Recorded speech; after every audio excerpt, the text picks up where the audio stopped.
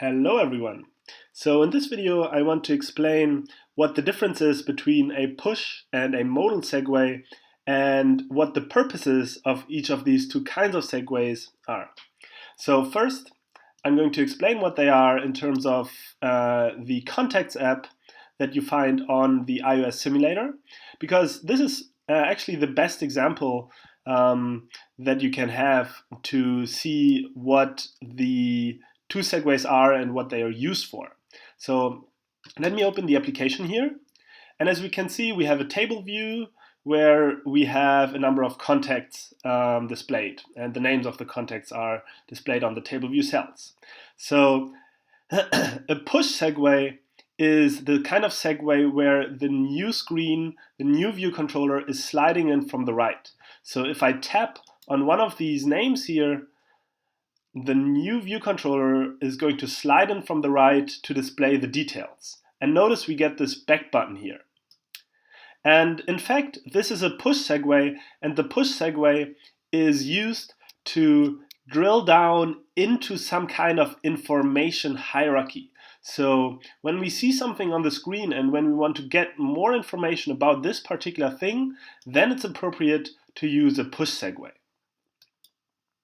And if we had multiple layers of information, in fact, I can show you in the Health app a good example as well, where we can dive into specific things. So if I click on health records right here, this is the first layer of information that we wanted to access. But now I can click on show all records, for example, and I'm getting even deeper inside the navigation hierarchy. So it is really important to note that whenever we want to see more details about something that is happening on the screen, then it's appropriate to use a push segue, and then we can drill down deeper and deeper and deeper, and with the back button we can always go back to the previous view controller. Let's go back to the Contacts app. So in the Contacts app we also have the plus button up here, right? And when I click this button, the new view controller actually slides in from the bottom. So this is a modal segue. And a modal segue is different in that it presents a new context to the user. So notice that this time I didn't wanted to know any more information about anything that I saw on the screen. I just wanted to create a new contact, which is why I clicked the plus button, and then the new view controller was presented modally.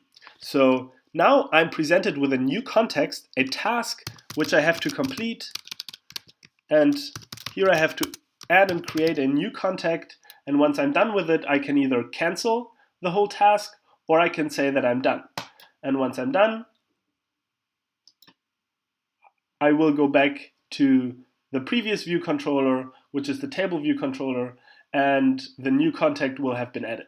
So the fundamental difference between these two segues is that with one, we can drill down into a navigation hierarchy, whereas with a modal segue, we actually present a new context to the user where the user is to complete a task.